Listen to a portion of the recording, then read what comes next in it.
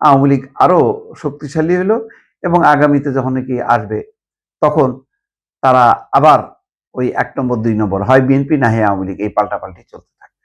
কাজের কাজ হয়নি, মাঝখান থেকে তারা ১২টা বাজায় দিয়ে চলে গেল।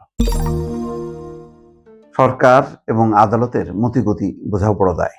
আজকে বড় খবর হলো ৪ মামলায় জামিন পেয়েছেন সাবেক বিচারপতি আলোচিত সমালোচিত খায়রুল হক। তো বুঝলাম যে কিন্তু তার অন্য মামলা আছে, সেই জন্য এখনই তিনি মুক্তি পাচ্ছেন না। তারপর একটা পদক্ষেপ। অন্যদিকে আনিস আলমগীর সাংবাদিক, দুর্নীতি মামলায় তার জামিন হয়নি। দুর্নীতি মামলায় কি জামিনযোগ্য অপরাধ না? কেন পাইল না? যেটা সেই প্রশ্নটা বারবার গণমাধ্যম কর্মীদের পক্ষ থেকে, গণমাধ্যমের হর্তাকর্তাদের পক্ষ থেকেও প্রশ্ন তোলা হচ্ছে যে কেন আনিস আলমগীরকে মানে জামিন দেওয়া হচ্ছে না, মুক্তি পাচ্ছে না কেন জামিনে? সেই প্রশ্নের উত্তর পাওয়া যায়নি সেই ইউনূসের আমলে। এখনো সেই ধারাবাহিকতা মনে করা হচ্ছিল যে এই সরকার আমলে তিনি জামিনে মুক্তি পাবেন, কিন্তু সেই জামিন তার হলো না। আবার অন্যদিকে নাসিরউদ্দিন পাটোয়ারি, তার মানহানির মামলায় মির্জা আব্বাসের পক্ষ থেকে সমন জারি করা হয়েছে, মানে আদালতে হাজির হইতে বলা হয়েছে। এটা ঠিক আছে, এটা ব্যাপারে আমার ধারণা যে খুব একটা আপত্তি নেই, কারণ যে ধরনের উক্তি, যে ধরনের কটূক্তি, যে ধরনের প্রচারণা চালানো হয়েছে এবং শুধু মিথ্যা না, এক ধরনের উস্কে দেওয়ার মতন, এটা খুবই অপরাধযোগ্য। এই পদক্ষেপ ঠিক আছে।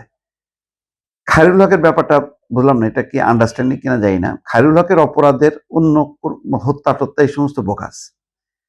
তার মূল অপরাধটা হলো ওইটাই যে তিনি ২০১০ সালের ৩০ সেপ্টেম্বর থেকে ২০১১ সালের ১৭ সেপ্টেম্বর পর্যন্ত প্রধান বিচারপতির দায়িত্ব পালন করেন। তার নেতৃত্বাধীন আপিল বেঞ্চ ২০১১ সালের ১০ই মে সংবিধানের ত্রয়োদশ সংশোধনী বাতিল করে রায় দেন। এই রায়ের মধ্য দিয়ে তত্ত্বাবধায়ক সরকার ব্যবস্থা বিলুপ্ত হয়। এটা সুযোগ পাইছে, যদিও অপশন বলছিল যে আরো ২-৩ মেয়াদ পর্যন্ত চলতে পারে, কিন্তু শেখ হাসিনা এটা মানে তার লম্বা সময় ক্ষমতায় থাকার জন্য দলীয় সরকারের অধীনে নির্বাচনের এই সিস্টেমটা আবার চালু করার জন্য তত্ত্বাবধায়ক সরকার ব্যবস্থা বাতিল করলো, যেটা চালুর জন্য তার নিজের দাবি ছিল এবং এই আন্দোলন সংগ্রামেরই ফসল ছিল তত্ত্বাবধায়ক সরকার ব্যবস্থা চালু করা। যাক, সেই কাজটা তো করছেই শেখ হাসিনা সরকার। এখন সেইটার কারণে একটা নৈতিক অপরাধ, এটা কি রাষ্ট্রবিরোধী কিনা জানি না, সংবিধান বিরোধী কিনা জানি না, এই অপরাধ ছাড়া অন্য কোনো অপরাধ নেই। এই ধরনের বিচারপতি বাংলাদেশের জন্য একটা কলঙ্ক। বাংলাদেশের যেখানে সরকার থেকে অ্যাগ্রেসিভ, ক্ষমতায় থাকা, ক্ষমতার অপব্যবহার করা, সেখানে আদালত প্রোটেকশন দেয়, সেখানে আদালত আরো ঠেলে দিল যে এটার অপব্যবহার করার জন্য। সে কারণে হয়তো আমি জানি না এখন আন্ডারস্ট্যান্ডিং হলো কিনা, যে একটু সফট হয়েছে খায়রুল হকের, আর হয়তো ১-২টা মামলা আছে, সেই মামলা যদি জামিন পায় তাহলে তিনি মুক্তি পাবেন, মুক্তি পাক। কিন্তু তার একটা এই মূল বিষয়টা তত্ত্বাবধায়ক সরকার ব্যবস্থা বাতিল করে শেখ হাসিনাকে যে লম্বা সময় ক্ষমতায় থাকার একটা মানে সুযোগ করলো এবং নির্বাচনী ব্যবস্থা ধ্বংস করলো, এই সংক্রান্ত কোনো যদি আইন থাকে সেই আইনে তার সাজা হোক, এটাই চাই। অন্য মিথ্যা মামলায় তাকে ঝোলানো করে মানে নেই। আনিস আলমগীরের ব্যাপারটা তো আরো দুঃখজনক।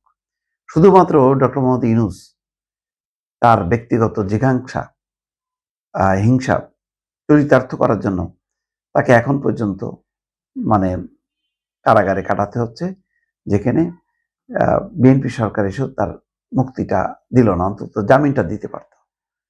অন্যদিকে নাসিরউদ্দিন পাটোয়ারির ব্যাপারে এটা খুব দুঃখজনক যে তরুণরা যেখানে ভদ্রতা শেখাবে, নম্রতা শেখাবে, দিক নির্দেশনা দেখাবে, একটা আলোকবর্তিকা হিসেবে কাজ করবে, সেখানে উল্টা একটা বেয়াদবি এবং একটা বিশৃঙ্খলা তৈরির একটা বিষয় সামনে তারা নিয়ে আসলো এবং দল এটার ব্যাপারে কিছুই বললো না, কোনো অ্যাকশন নিল না।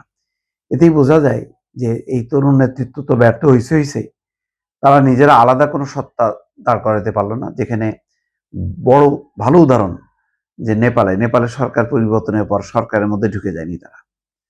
তারা জনগণের কাছে ফিরে গেছে, জনগণকে সংগঠিত করে নির্বাচনের রায় তাদের পক্ষে নিয়ে আসছে। এটাই হচ্ছে প্রকৃত তরুণদের হচ্ছে মানে একটা সাফল্য। বাংলাদেশে এখানে ব্যর্থ হয়ে এখন তারা জামাত ইসলামীর কায়দায় কথাবার্তা বলে নিজেদের অস্তিত্বই আসলে বিলুপ্ত করতেছে। আর কয়েকজন আছে নানা রকম মানে লম্বা লম্বা কথাবার্তা বলে বেয়াদবি মার্কা আচরণ বডি ল্যাঙ্গুয়েজ করে তারা একটা বিশাল কিছু হওয়ার একটা দেখাচ্ছে। তো এটা ইউনূস সরকারের আশ্রয় প্রশ্রয়ে তারা এটা পারছে, কিন্তু আমার ধারণা যে এটা আস্তে আস্তে এই দিনটাও খুব দ্রুত ফুরায় আসবে। তো এবং অনেকে হয়তো মামলার মধ্যে জড়াবে, কারণ এই সমস্তগুলি কেউ সহ্য করবে না। ইউনূস সরকার সহ্য করছে, তার আকাঙ্ক্ষা ছিল লম্বা সময় সে ক্ষমতায় থাকবে, এদেরকে ব্যবহার করবে, এই জন্য রাজনীতিতে ঢুকাইছে।